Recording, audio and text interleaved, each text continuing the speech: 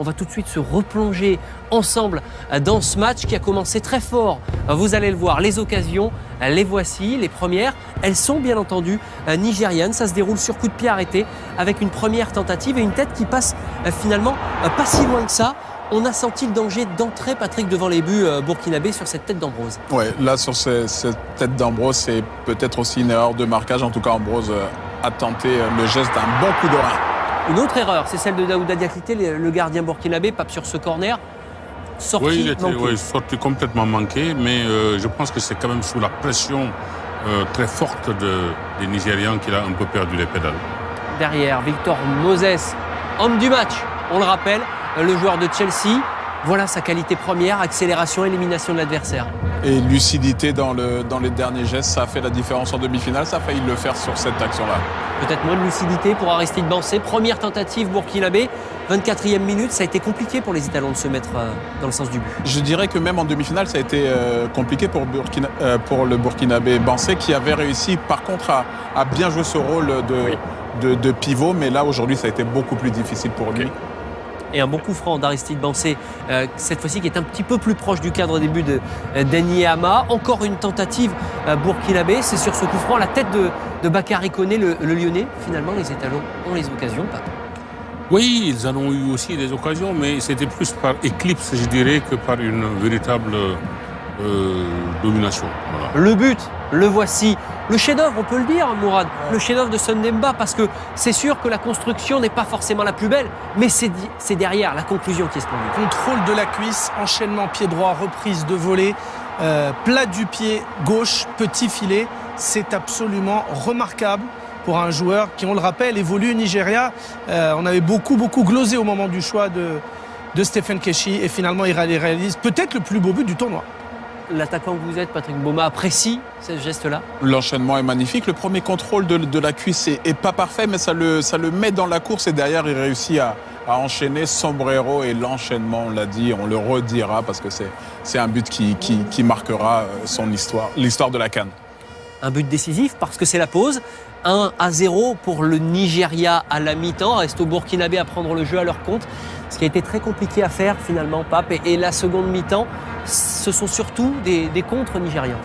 C'est des contres nigériens. Et peut-être que là, les Nigériens ont commis, à mon sens, la petite erreur de se replier de cette manière-là et de laisser l'initiative au Burkinabé, puisqu'ils n'ont été bons et ne se sont imposés jusqu'ici qu'en imposant leur jeu.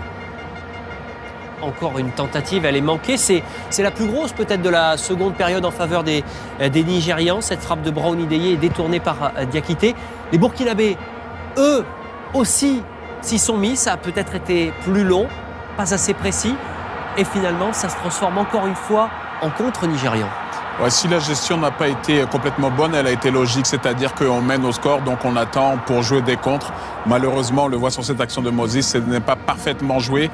Il y a eu des petites erreurs, mais le match a été bien géré au final, puisqu'il permet d'être champion d'Afrique. Des allers-retours quand même, d'un but à l'autre, coup franc de Kaboré, et la tête, cette fois-ci, elle est dans les bras d'Enyama. Le danger se rapproche, encore Aristide Bansé, Pape. Oui, le danger se rapproche, mais moi j'ai pour coutume de dire que quand le ballon n'est pas dans mon camp, je suis moins en danger. Donc gérer, comme dit Patrick, le match parce qu'on mène au score, ça peut aussi être, je veux dire, une gestion qui peut prêter à discussion pour le moins. C'est la minute qui aurait pu être le tournant de cette finale. D'un but à l'autre encore. Voilà, Moussa qui se loupe et derrière, Enyama, il va être décisif. C'est un grand gardien, Nicolas, il faut le dire. Il a eu une parade, il l'a faite sur Sanou. La frappe de Wilfried Sanou, c'est la balle de match. Ce n'est pas qu'un capitaine, c'est un vrai leader dans cette équipe. C'est lui qui apporte le calme, la sérénité, l'expérience. Et sur cette action, il a joué pleinement son rôle de dernier rempart et de capitaine à la fois. Ça veut dire que c'est lui qui est décisif dans cette finale? Sur ce geste-là, clairement, parce que c'est vrai que n'avoir qu'un seul arrêt et aussi délicat et le réaliser de la sorte, c'est quelque chose de... En plus, il gagne même la sortie de but derrière.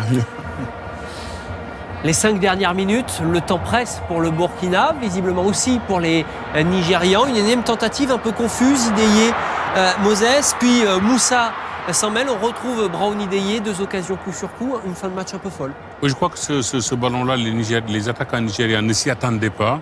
Hein, c'est plus dû, je dirais, aux approximations défensives des Burkinabés, je dirais, qu'à une construction, qu'à une offensive construite et menée. Et on voit toujours la possession, c'est peut-être ce qui a fait la différence, Patrick. Le ballon a la plupart du temps été dans les pieds nigérians. Il a moins brûlé les pieds des Nigérians quand il l'avait quand ils en avaient la possession. Mais comme l'a dit Pape, la gestion a été trop vers le camp nigérian, ce qui, enfin, en tout cas, beaucoup, puisque ils ont réussi à faire la différence. Je pense qu'il a manqué aussi la fraîcheur physique logique à cette équipe qui, si elle a bien géré cette compétition, était quand même une équipe jeune. Donc, elle a quand même très bien appris le métier. Manque de fraîcheur peut-être aussi mental pour les Burkinabés qui ont joué les prolongations en quart, les tirs au but en demi. Et là, ce coup franc, cette énième tentative de Dagano, elle est au-dessous. Autant les Nigérians auront été efficaces et très réalistes contre la Côte d'Ivoire et contre le Mali, autant là, ils se sont montrés un peu laxistes en phase dans les derniers 18 mètres. Ils auraient pu marquer ce deuxième but qui les aurait tranquillisés, mais peu importe, puisque la fête est énorme derrière. Geoffroy, finalement, le Burkina n'y arrive jamais face aux Super Eagles. C'est vrai, c'est leur 12e match contre le Nigeria et c'est la 12e fois qu'ils ne gagnent pas. 4 nuls et 8 défaites au final. Voilà. Et le Nigeria est champion d'Afrique au grand désespoir de Mohamed Kofi, le défenseur burkinabé, de Paul Put, le sélectionneur des étalons que l'on va entendre d'ici quelques minutes, sa réaction à chaud. Après cette finale, quand même, pour le Burkina Faso, c'est déjà un énorme exploit réalisé par les étalons. Nous y reviendrons dans ce jour de CAN. On va tout de suite écouter une première réaction, celle d'un homme heureux, Stephen Keshi, sélectionneur nigérian. Il est au micro de Marc Sauvourel. Quelle est pour lui la différence entre un sacre africain comme joueur et comme sélectionneur désormais? Écoutez sa réponse. Ouais, c'est différent parce que je suis sur le banc, j'écris sur le banc, je fais que crier. Mais je remercie Dieu parce que si on joue sur le terrain, on s'en fout.